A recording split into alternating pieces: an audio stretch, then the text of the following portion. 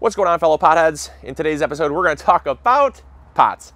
Just joking. So in today's episode, we're going to talk about why fabric pots are the superior pot, in my opinion, and why other pots like peat pots, plastic pots, or even terracotta pots are inferior.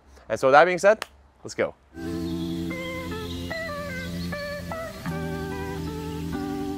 So when it comes to fabric pots have a lot of things going for them. They're not that old on the market. They've actually been relatively new. I'd say about 7 to 10 years they've been on the market for, but growers have been using these with great success ever since they came on the market because of those benefits. So hopefully throughout this episode, I'm kind of going to share with you some of the things that makes them superior, and by the end, I think you'll believe me. So when it comes to the tried and true terracotta pot, what are the benefits of terracotta? Well, the terracotta pot is wicking, it's breathable. Now, you might not think that it's breathable, but an unglazed terracotta pot will breathe. That's because it's very porous. And so the porosity allows for excess water to leave. It allows for the roots to actually breathe and gain oxygen. And so those are some benefits that terracotta provides, but it is very, very heavy and it's very fragile. So when it comes to terracotta, it has a lot of downsides. If you leave it out in the winter and it gets wet, the porosity absorbs moisture and it ultimately will freeze and crack. I hate replacing terracotta pots. They are nice, they have their place, but they're not a place that I would want in my garden permanently. Now, what about plastic? Well, plastic is lightweight. I love the fact that plastic is, it's very lightweight compared to terracotta. But plastic is something that, it's a polymer. It's not everyone's favorite thing to grow in because some people don't prefer to grow in polymer-based products because it's kind of based on the oil industry, and there can be some leaching that can occur if your plastic pots have things like BPA in them and they get very hot. Some people are concerned about things like BPA in their soil. And so they are nice, they're lightweight, but some of the downsides make them not very desirable. Also, plastic is not breathable like terracotta is. So any excess moisture traps in there and you get things like root rot and dampening off and a lot of other nasty problems like mold, mildew, and even algae in plastic pots. So finally, you're left with peat pots. Now, peat pots are great because they are lightweight and they're breathable and they are made from a biodegradable product, but unfortunately, because they're biodegradable, their long-term use is really, really short-lived because they don't actually last that long. You'll find that if you're growing with them indoors, they have a lot of downsides. I've always told people that growing in peat pots sounds great in theory, but in reality is not so great. And that's because they often will mold because they are based from an organic product like peat. And so the peat will break down, it'll hold on to moisture. It will mold, which is a degradation process, but it molds indoors, which can sometimes lead to things like damping off and other mold that can harm and actually affect your overall plant health. Now, if you're growing with them outdoors, they do make larger peat pots, but try growing in them longer than like 3 to 4 months.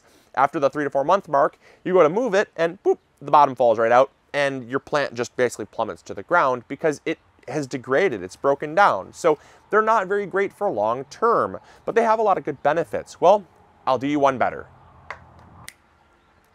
Fabric pots.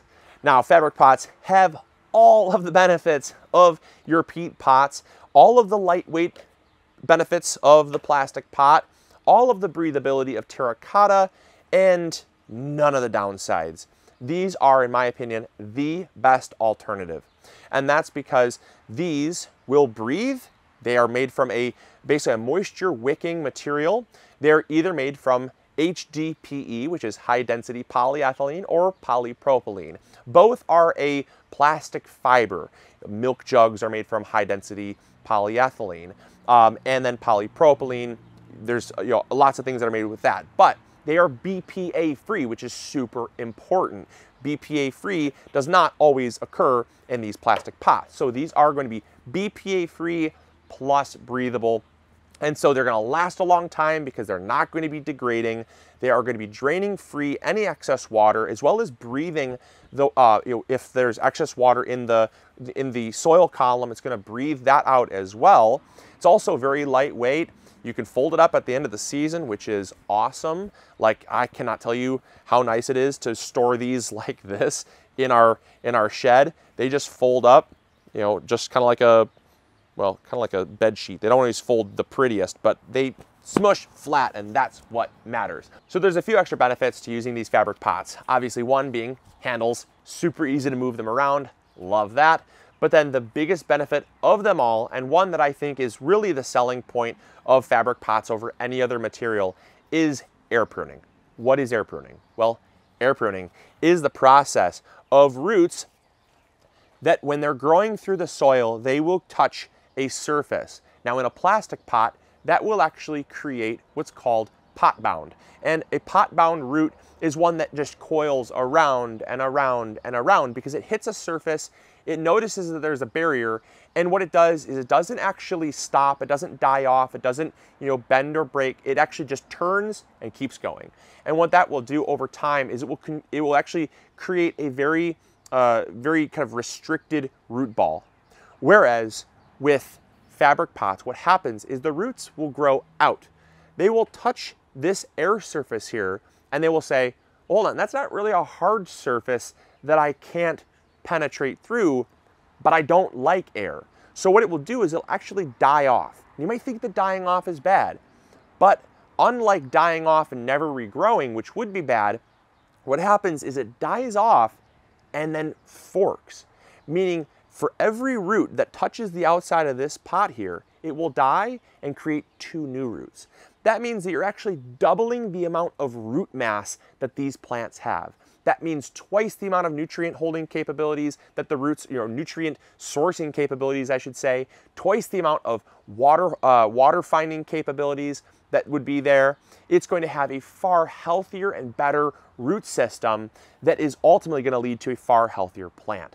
And so it's a plant that's going to grow faster. It's a plant that's going to be healthier, less disease prone. It's going to be one that if it's less disease prone, it's ultimately going to be less stressed, and less stress will equal less pests as well, because pests hone in on stress. So it is one that I cannot speak highly enough about. It is super awesome to use in the garden. You can use them inside and outside. I absolutely love them. But there's a few things to know when using fabric pots that I want you guys to know about, because if you treat them like a standard plastic pot or a terracotta pot, you're going to run into some problems. So the first thing when you're talking about just some troubleshooting things that people run into is water. So obviously these fabric pots will dry out much faster than a standard pot will. And so a lot of people will find that their plants are stressed because they're not getting enough water. That's simply user error. I will typically find that I have to water these about twice as frequently as I do a standard pot because they dry out much faster. But if you know that going into it, that's really all you have to understand is I have to check these a little more frequently. So they're a little more hands-on, but the benefits of them are far outweighing some of the negatives that can come from, you know, having a pot that dries out.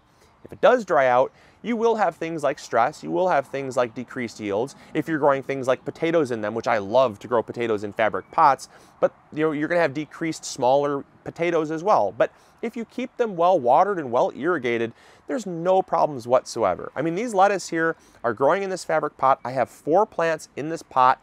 They've been growing in here for 4 weeks or so. They're doing great, maybe even less, 3 weeks or so, but they're doing fantastic in here. And they've been getting water from our kind of natural drip irrigation system we have set up in our greenhouse. And if you haven't seen that episode, check it out, it's awesome. But they're doing really, really great because they're getting adequate amounts of water. The second thing that is kind of a troubleshooting thing when it comes to transplanting. So you can transplant. It's not very common to transplant, but you can transplant. And how you would do that is you'd simply roll the sides down. You don't want to take it and dump it out because air pruned roots behave much differently than they do in plastic pots. Plastic pots, because the roots coil around and around and around, it basically enables you to basically just pull the plant right out, no problem at all, because there's nothing actually kind of sticking. Some of the roots will kind of stick, almost like Velcro.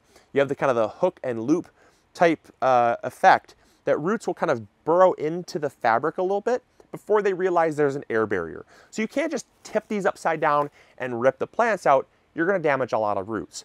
what you have to do is simply roll the sides down. So once you roll the sides down, it's going to allow you to basically roll the plant out of the pot. These plants are not ready to be transplanted. I won't ever transplant these, but if you're growing something like a fruit tree or something like that that needed to be, transplanted to a larger pot, you totally could, but it's much different than a plastic pot. And then the third and final thing when it comes to troubleshooting has everything to do with what you consider as leaching, right? Leaching is the process of nutrients leaving the pot. Because these will drain much more freely, you're going to have to fertilize a tad bit more frequently.